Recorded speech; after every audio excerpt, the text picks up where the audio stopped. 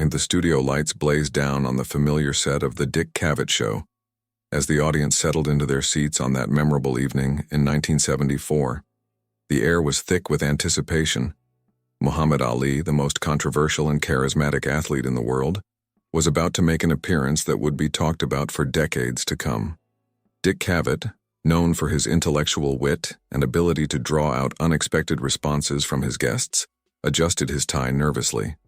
Even he, a seasoned interviewer who had hosted everyone from John Lennon to Marlon Brando, felt the electric energy that always surrounded Ali.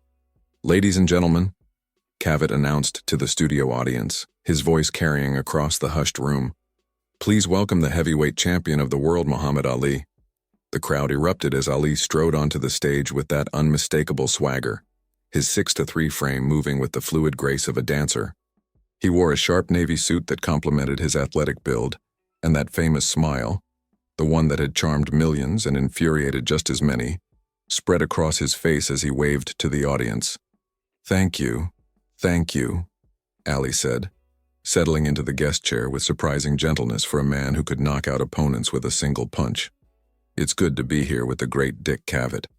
Cavett leaned forward, already sensing this would be no ordinary interview. "Muhammad, you've been making headlines not just for your boxing, but for your outspoken views on everything from the Vietnam War to civil rights. Tonight, I want to talk about something different, something more personal." Ali's eyes, always alert and intelligent, focused intently on his host. "What's that, Dick?"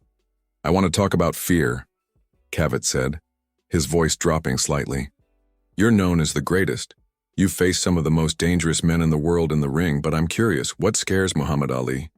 The audience fell silent. This wasn't the typical question about boxing strategy or upcoming fights. This was deeper, more probing than what most interviewers dared to ask the man who proclaimed himself the greatest of all time.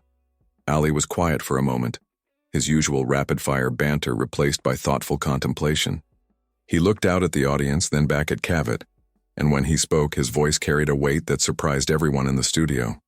"You know, Dick," Ali began slowly, "people think because I'm loud, because I say I am the greatest, because I dance around the ring and talk trash to my opponents that I don't know fear. But that's not true." He paused, running his hand over his jaw, the same jaw that had absorbed countless punches from Joe Frazier, Ken Norton, and Sonny Liston. "The truth is, I'm afraid every time I step into that ring. Every single time. My heart pounds, my palms sweat, and there's a voice in my head asking, what if this is the night you don't get back up?" The studio was so quiet you could hear the hum of the television cameras. Even the crew members had stopped what they were doing to listen. Cavett leaned forward, clearly not expecting this level of vulnerability from the man known for his bravado. "But you do it anyway. You step into the ring despite that fear." "That's right," Ali nodded, his voice gaining strength. "Because courage isn't the absence of fear, Dick. Courage is feeling that fear and doing what you know is right anyway. When I refused to go to Vietnam, I was scared. Scared of going to prison, scared of losing everything I'd worked for, scared of being hated by my own country." The audience was completely captivated now. This wasn't the Muhammad Ali they were used to seeing, the showman, the poet, the trash talker. This was a man revealing his deepest truths on national television. "But I was more scared of betraying my beliefs," Ali continued, his voice rising with passion. "I was more scared of killing people who had never done anything to me, people who looked like me, people who were fighting for their own freedom just like my people were fighting for theirs here in America." Cavett nodded slowly, understanding that he was witnessing something special. "You've paid a heavy price for those beliefs. 3.5 years out of boxing during your prime, millions of dollars in lost earnings." "Money comes and goes," Ali interrupted, waving his hand dismissively. "Titles come and go, but your soul, your integrity, that's forever. I'd rather be broke and honest than rich and fake." He stood up suddenly, unable to contain the energy building inside him.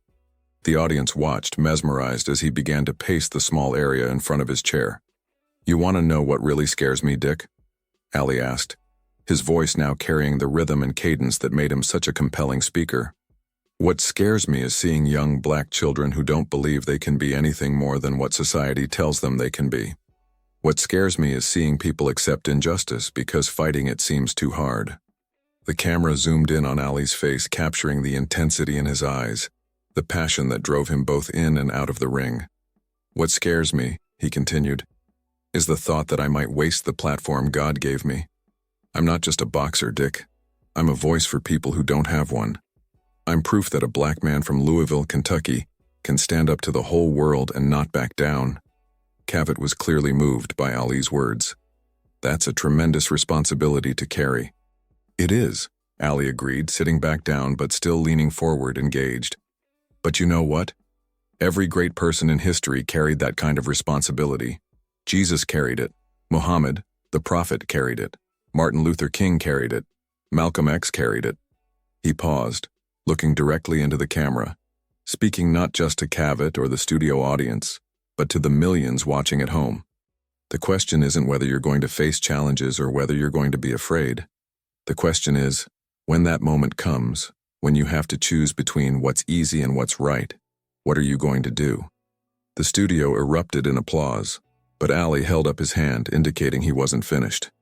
I want to tell you something else that scares me, he said, his voice dropping to almost a whisper, forcing everyone to lean in to hear him.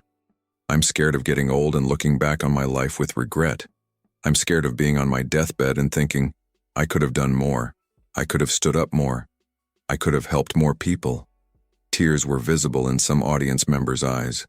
This level of raw honesty from one of the world's most famous athletes was unprecedented. That's why I fight, Dick. Not just in the ring, but everywhere. I fight against racism, against war, against injustice.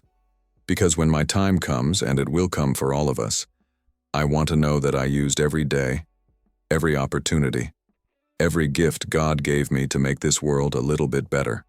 Cavett was quiet for a moment, clearly processing the depth of what he'd just heard.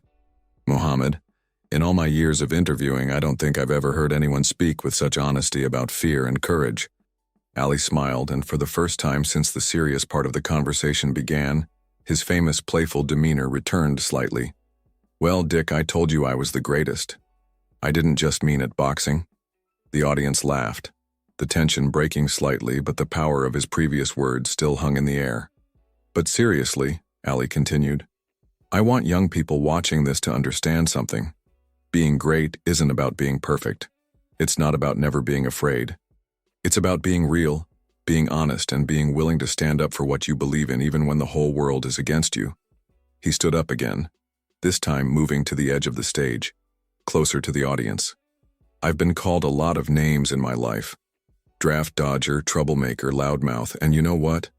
Some of those things might be true, but I've never been called a coward, and I've never been called a sellout. And when I'm gone, that's what I want to be remembered for. The applause was thunderous now, lasting for nearly a minute.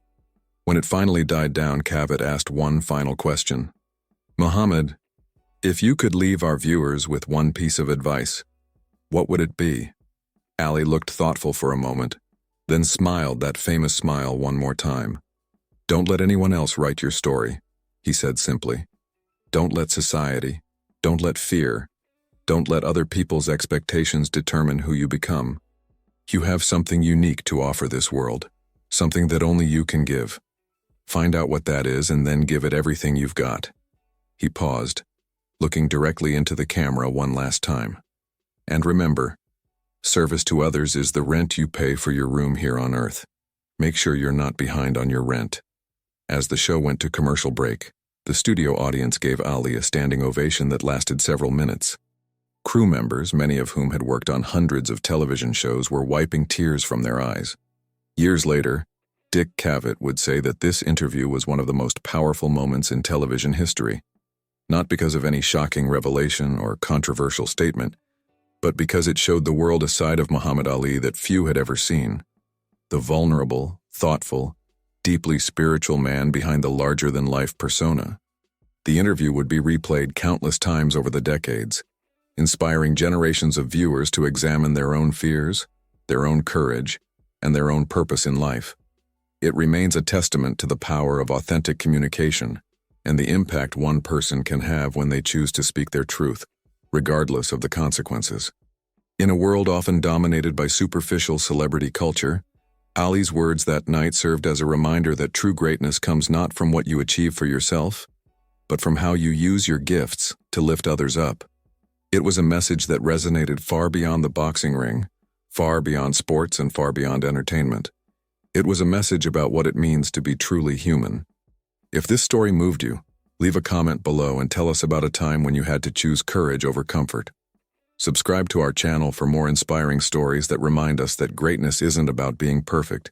It's about being real, being brave, and using whatever platform you have to make the world a little bit better.